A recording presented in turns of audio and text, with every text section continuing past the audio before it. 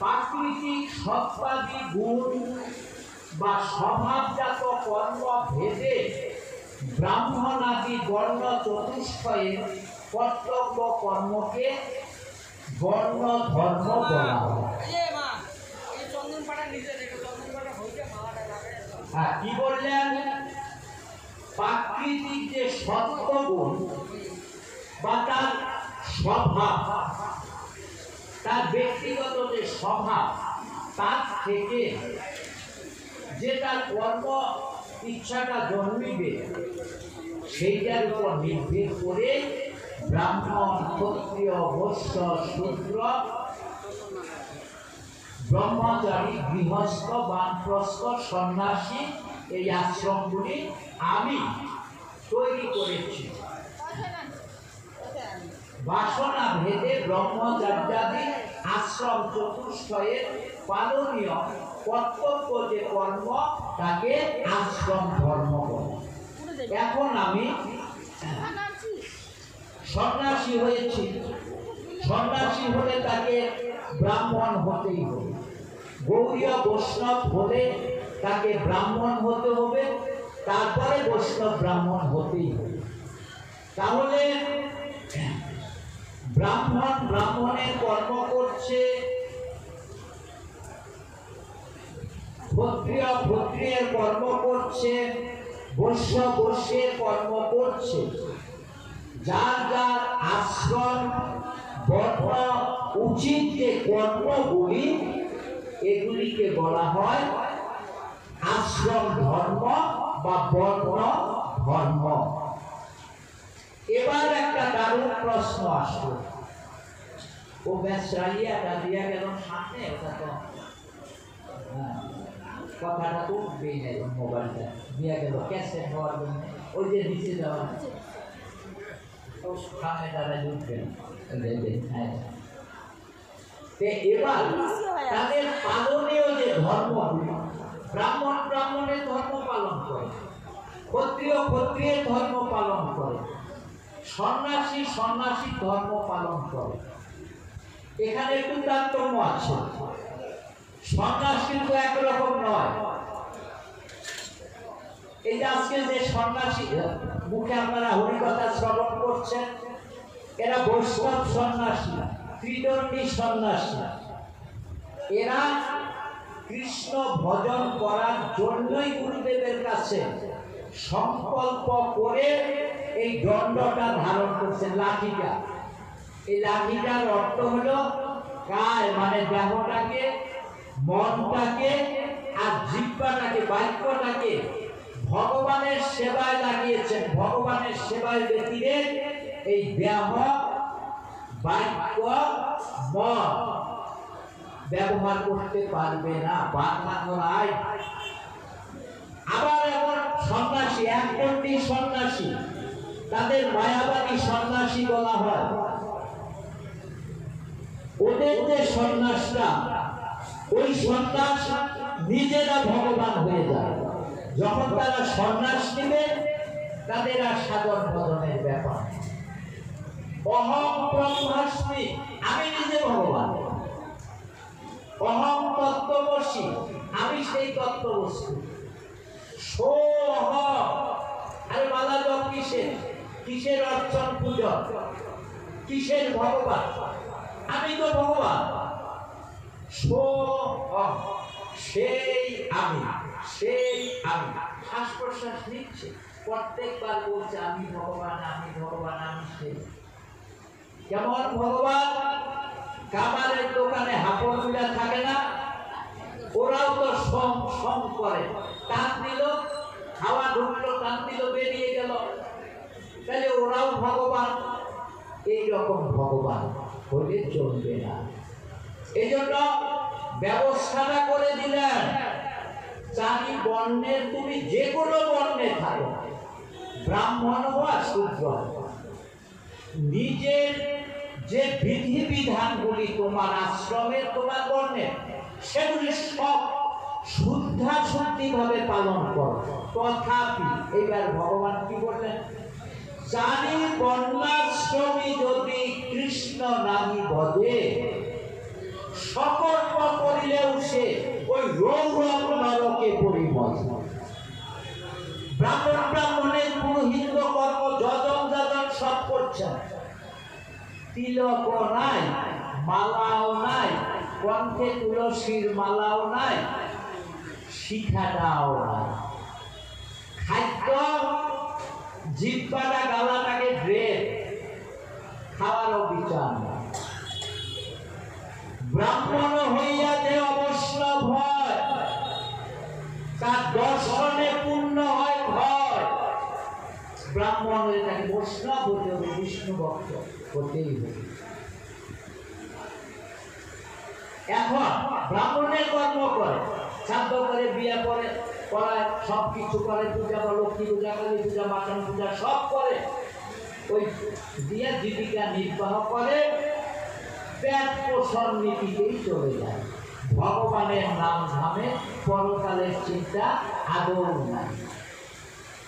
ওকেও এই বন্যের মাথায় বসে থাকা লোকটাকে,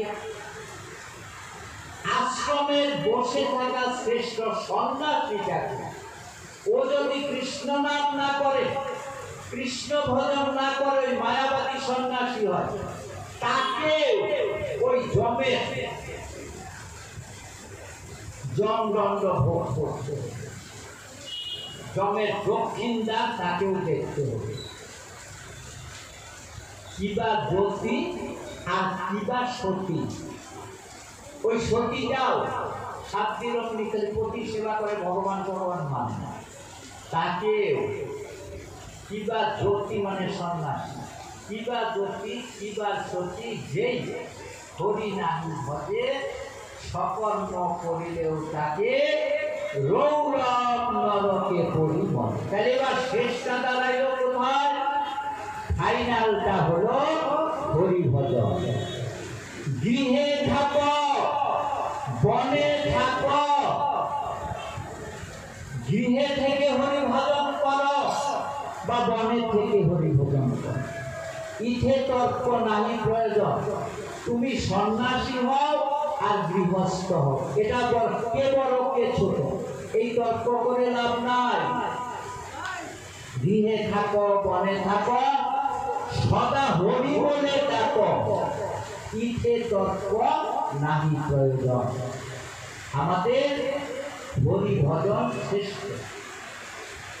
একটা গৃহস্থ যদি দিনে 3 লক্ষ হরিনাম করে, একটা সন্ন্যাসী যদি দিনে 50,000 হরিনাম করে, ওই সন্ন্যাসী থেকে গৃহীটার অনেক উচ্চকর, ও ভগবানের অনেক কাছের লোক, ভগবানের অনেক ঘনিষ্ঠ আত্মীয় হয়ে যায়।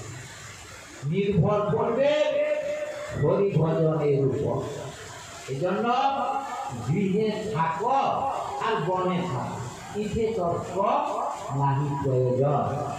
4 বর্ণাশ্রমী যদি কৃষ্ণ নাহি ভজে সকর্ম করিলেও সে রৌরব নরকে পরিভজে। তাহলে শেষ এই দৌড়াদৌড়ি, কাটাকাটি, যোগ বিয়োগ করে দেখা গেল ফলটা দাঁড়ালো হরি ভজনেই প্রয়োজন। দুর্লভ মনুষ্য জনম পাইয়া সংসারে, কৃষ্ণ না ভজিন দুঃখ কহিব কাহারে। অন্ধ হয়ে জন্মেছি, ঘোড়া হয়ে জন্মেছি, কালা কানে শুনি না জন্মেছি, কোন দুঃখ নেই।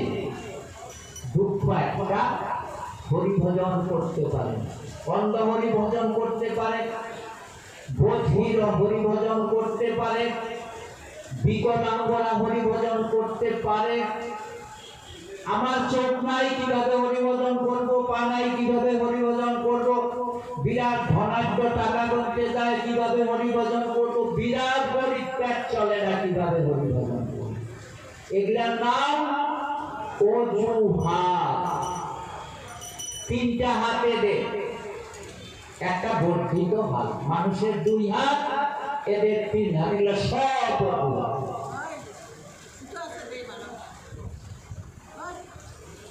হরিভজন করতে শুধু মনটাই লাগে। হ্যাঁ, সময় হলে আসতে আসছে। আচ্ছা, তাহলে আমাদের শেষ কথা দেখুন।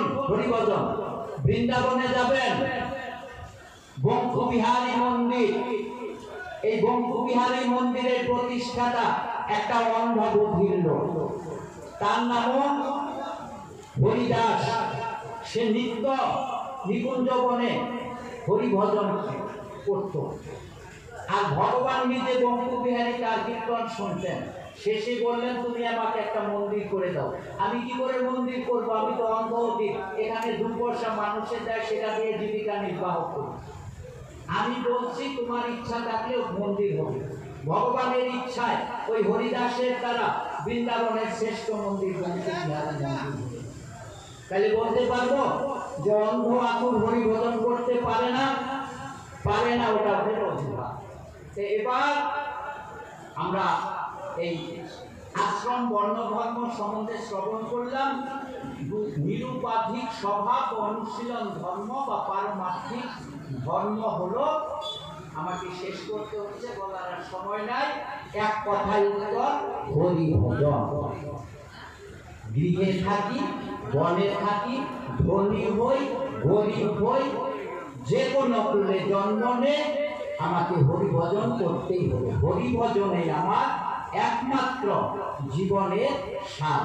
হরিভজন না করা জীবনটাই সবচাইতে দুঃখদায়ক জীবন। এবার আপনারা আমাদের গুরু ভ্রাতা ভক্তি বেদান্ত পূজ্যপাল মহারাজ এসেছেন, তার মুখে আপনারা হরিকথা শুদ্ধ চিত্তে শ্রবণ করুন। বাঞ্ছা কল্প তরুভর্য কৃপা সিন্ধুভ্য এব চ পতিতানাং পাবনেভ্যো বৈষ্ণবেভ্যো নমো নমঃ। হরে কৃষ্ণ কৃষ্ণ কৃষ্ণ হরে হরে, হরে রাম রাম রাম হরে হরে। নিতাই গৌর প্রেমানন্দে। গৌর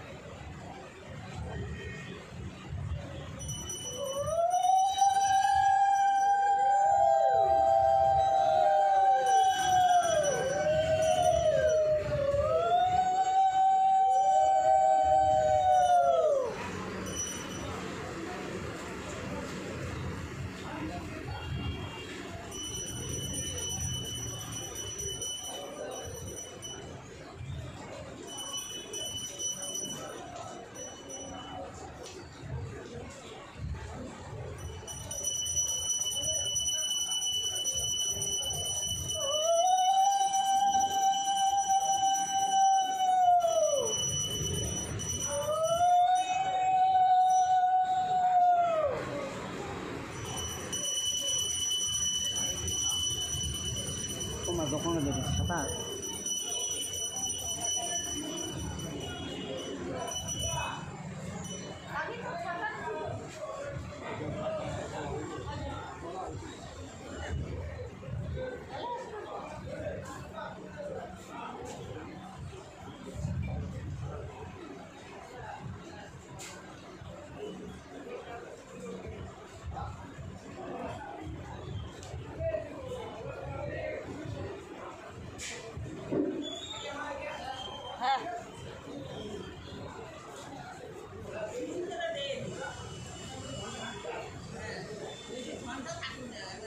जय जय श्री श्री राधे, जय जय श्री श्री राधे।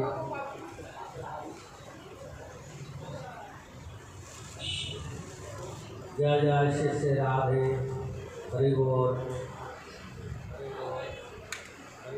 कमे गल हरि बोल, हरि बोल, हरि बोल। जय जय श्री श्री राधे।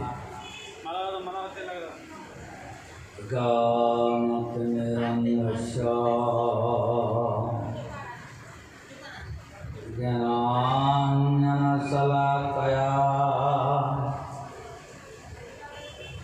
चक्षुरुन्मिलितं येन तस्मै श्रीगुरवे नमः। नामयं विष्णुपदाय केशवाविन्नरूपिणे श्रीमद्भक्तिवेदान्त वामनरूपधारिणे।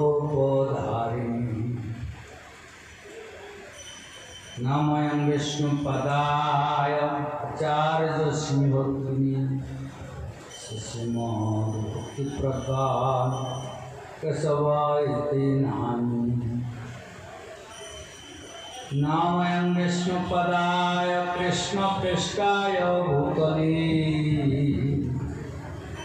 श्रीमती भक्तिसिद्धान्त सरस्वती नामिने। वाञ्छाकल्पतरुश्च कृपासिन्धुभैव च पतितानां पावनेभ्यो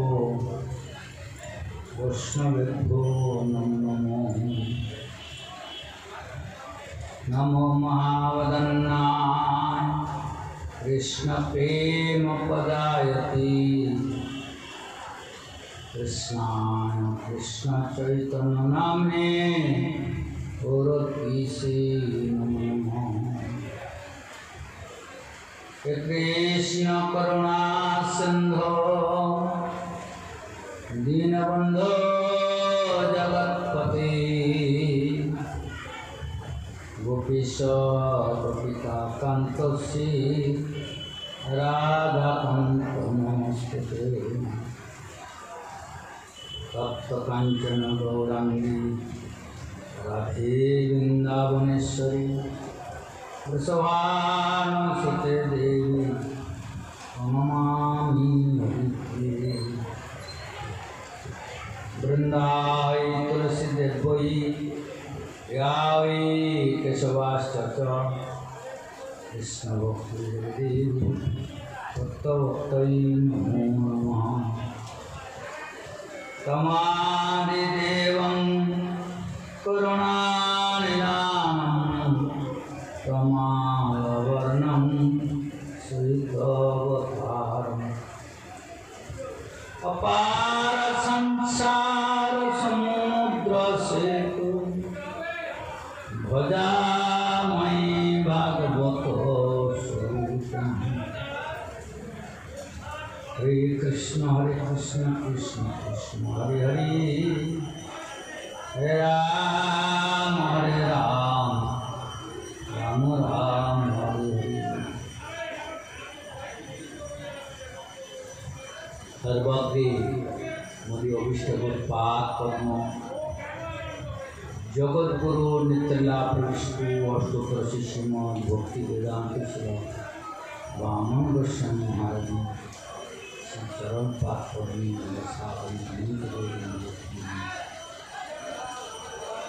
शिक्षा गुरु नित्य लाभ गोविंद गुरु परंपरा गुरुवर्ग कृष्ण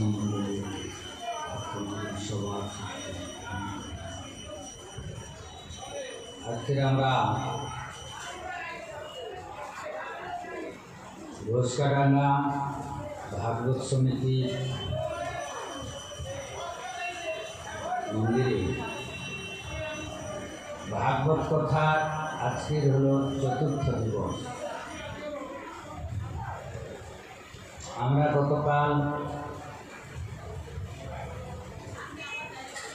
ষষ্ঠ স্কন্ধের প্রথমে অজামিল চরিত্র শ্রবণ করেছিলাম। অজামিল একজন নিষ্ঠাবান ব্রাহ্মণ ছিলেন। সঙ্গদোষে তিনি চণ্ডাল হয়ে গেছিলেন। এক মহান সাধুর আশীর্বাদে তার পুত্রের নাম রেখেছিলেন নারায়ণ। সেই নারায়ণ নাম জপতে জপতে তিনি ভগবত পার্শ্বদের দর্শন পেয়েছিলেন। তার প্রভাবে তিনি সংসারের বাসনা ত্যাগ করে হরিদ্বার ক্ষেত্রে গিয়ে ভগবত ভজন করে তিনি ভগবত ধাম প্রাপ্তি হয়েছিলেন। সংসারে জীব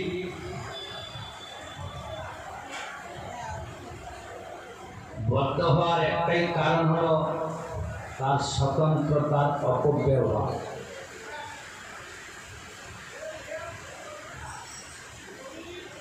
স্বতন্ত্রতাকে যখন তিনি এমনকি ভগবান জীবকে হৃদয়ে বসে তিনি সাক্ষী রূপে থাকেন, কিন্তু তার স্বভাব এবং স্বতন্ত্রতার বিবেকের উপরে তিনি বাধা দেন। কিন্তু সেই জীব যখন ঈশ্বরমুখী হয়, দধামি বুদ্ধি যোগম, যেটা তো বলছেন আমি তাকে সদ্বুদ্ধি দান করি। আত্মানাং রথিনাং বুদ্ধি শরীরাং রথমেতু বুদ্ধিনাং সারথিন বুদ্ধি মনোপগ্রহমে হচ্ছে। উপনিষদে তত্ত্ব দিচ্ছেন এই শরীরের দর্শন করে বুদ্ধি। সৎসঙ্গে যখন দিব্যজ্ঞান লাভ হয়, গুরুর আশীর্বাদে যখন দিব্যজ্ঞান লাভ হয়, তখন তিনি সৎমার্গ পান। আর অসৎসঙ্গে যখন কুবুদ্ধি দেয়, তখন তার অধোগতি গ্রামী। গীতাতে একটা শ্লোক আছে, ঊর্ধ্ব গচ্ছন্তি সত্যসা মধ্য তিষ্ঠন্তি রাজসা জঘন্যগুণ্য বৃত্তিস্তু অধো গচ্ছন্তি তামসা। সত্যগুণের যখন প্রভাব হয়, সৎচিন্তাতে তার বুদ্ধি ঊর্ধ্ব দিকে যায়। রজগুণে যখন প্রভাবিত হয়, তার বুদ্ধি সংসারিক জীবনে ঘুরে বেড়ায়, রাজস্বিক জিনিস ভালো লাগে। আর যখন তমগুণে আচ্ছন্ন হয় অসৎসঙ্গে, তখন তিনি নরকে যায়, অধো পাপ কর্ম করে। যখন তার সাধুর সঙ্গে সদ্বুদ্ধির উদয় হয়, তখন তার ভগবত ভক্তের সঙ্গ হয়, সাধুর সঙ্গ লাভ হয়, ভাগবত সঙ্গ লাভ হয়। সাধুর সঙ্গে কৃষ্ণ নাম এই মাত্র চাই, সংসার জিনিতে আর অন্য পন্থা নেই। আর যখন অসৎসঙ্গে বুদ্ধি নষ্ট হয়, বিনাশকালে বিভ্রেদ বুদ্ধি, সত সৎ কথা বললেও তার হৃদয় সেটা স্পর্শ করে না। তার মূল্য হলো তার অসৎসঙ্গের প্রভাব।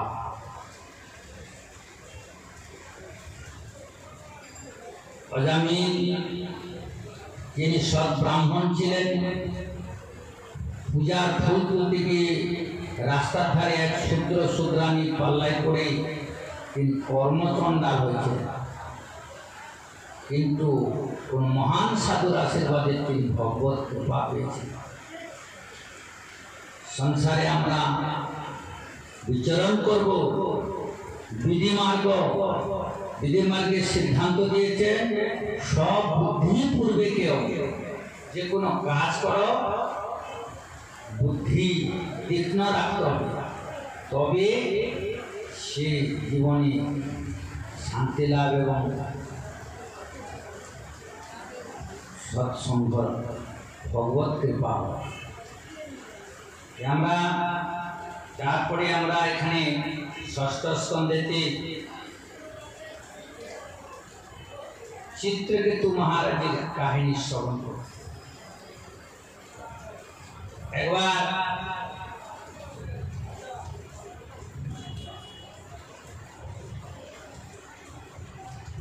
ইন্দ্র মহারাজ তিনি সেই স্বর্গ রাজ্যে বসে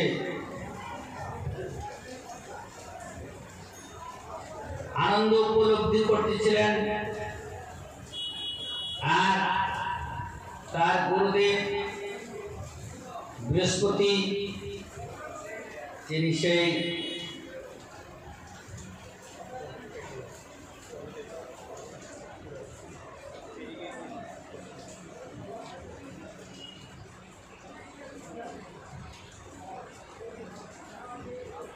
তার ধামেতে গুরুদেব আগমন করলেন, কিন্তু বিষয় চিন্তাতে অত মগ্ন ছিলেন যে ইন্দ্র মহারাজ, ভোগ বিলাসে অত মগ্ন ছিলেন, দ্বারে যে গুরুদেব এসছেন আর তিনি ভ্রুক্ষেপ করলেন না।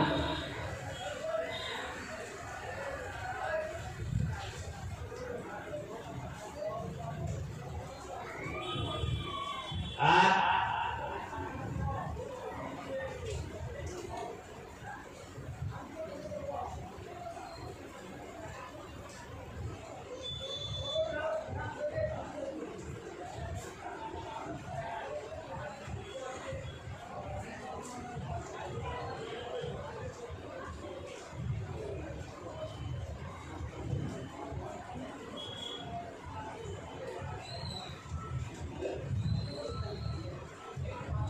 গুরুদেব অসন্তুষ্ট হয়ে সেই সভা ত্যাগ করে তিনি চলে গেলেন। তখন ইন্দ্রের মুসাসুর যে দ্বারে গুরুদেব এসেছিলেন, গুরুদেবের স্বাগত করে নেই। আরে ইন্দ্র মহারাজ, গুরুদেব তো ফিরে গেলেন দুঃখ নিয়ে। খুব গুরুদেবের মনে কষ্ট হয়েছে। ইন্দ্র তাড়াতাড়ি উঠে এসে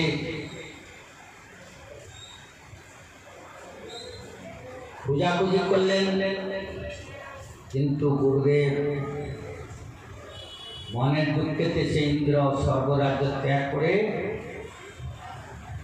অনেক দূরে গমন করলেন। ইন্দ্র আর গুরুদেবের সন্ধান পেলেন না। এমন সময় ইন্দ্র গুরু অবজ্ঞা হয়ে গেছে এই কথা অসুরদের গুরু শুক্রাচার্য বুঝতে পারলেন। তিনি তখন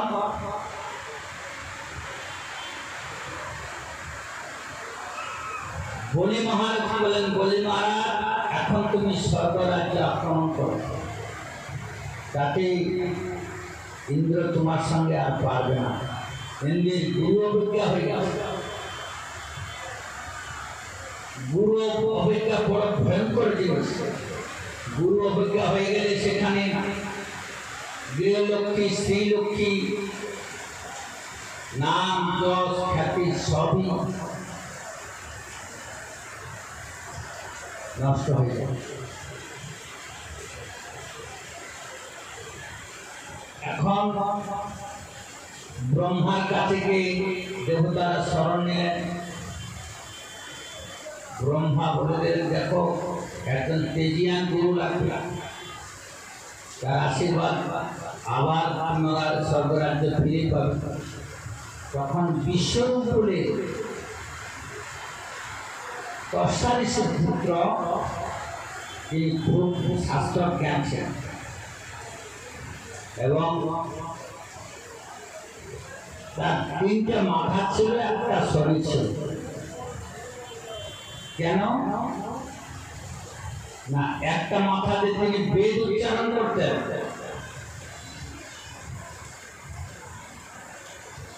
মুক্তি, আর একটা মুখে তিনি সমরসপান করতেন। একটা মাথা দিয়ে মুখে তিনি অভিমান করতেন।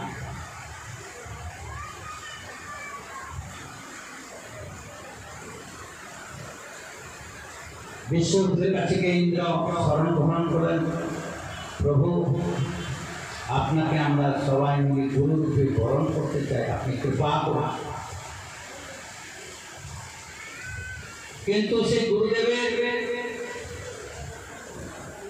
মা ছিলেন রাক্ষস পরিবারে, পিতা ছিলেন দেব পরিবারে, এটাও জানলাম। তথাপি তাকে গুরুরূপে বরণ করলেন, কারণ তার ভজনে খুব প্রভাব ছিল। বছরে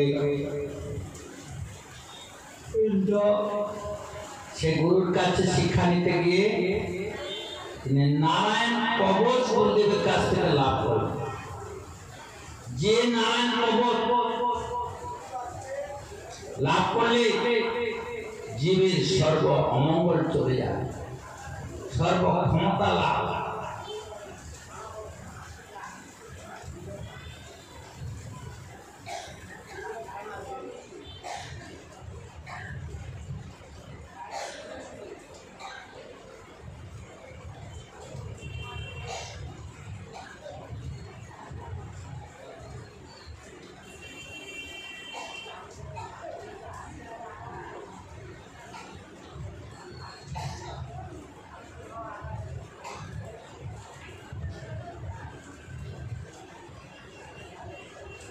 ওম হরি বিদ্যান মম সর্বরক্ষাং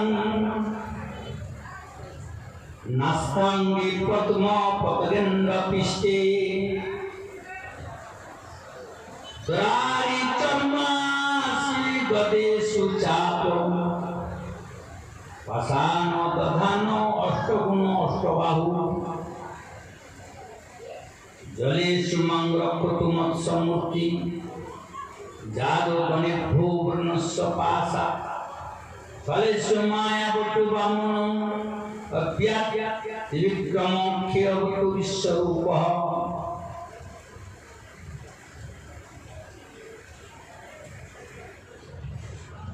भगवान हरि पक्षीरा गरुड़ेर पृष्ठे तार पाद पद्म विन्यस्त रेखेছে অনিমাদি অষ্টসিদ্ধি যার সেবায় নিরত তিনি অষ্টবাহুতে শঙ্খ চক্র চর্মশী গদাবান ধনু ও পাশ ধারণ করে রয়েছেন। সেই ওঙ্কার স্বরূপ প্রভু সর্বকারী সকল বিপদ থেকে আমাকে রক্ষা করুন। সত্যমূর্তি ভগবান জলমধ্যে জলজন্তু গরুর পাশ থেকে আমাকে রক্ষা করুন। মায়াবশে ব্রহ্মচারী রূপধারী বামন ভগবান জলমধ্যে বিশ্বরূপ ত্রিবিক্রম ভগবান গগন মণ্ডলে আমাকে রক্ষা করুন। দুর্গেশ্বট ব্যাধি মুখাদি সুপ্রভু পায়ান নৃসিংহ সুরদূত পারি বিমুঞ্চত দশমট প্রহাসন দিশো বিনেন্দু নপুতংষ্টগর্ভা রক্ষত সোমত্মনি যজ্ঞকল্প সদ্রংষ্টয়োর্নিতো ধরোবরা রামদ্রিকে শত বিপ্রবাসে সলক্ষণোऽব্যাৎ ভরতত্র যো অস্মান। যার বিশাল অট্টহাসে প্রতিধ্বনি চতুর্দিক প্রতি ধ্বনিত হয়ে গর্ভবতী দৈত্য পত্নীগণের গর্ভপাত ঘটেছিল, সেই অসুর অধিপতি শত্রু ভগবান নৃসিংহ অগ্নি পরিপূত প্রদেশী অরণ্য যুদ্ধক্ষেত্রাদি সংকট স্থানে আমাকে রক্ষা করুন।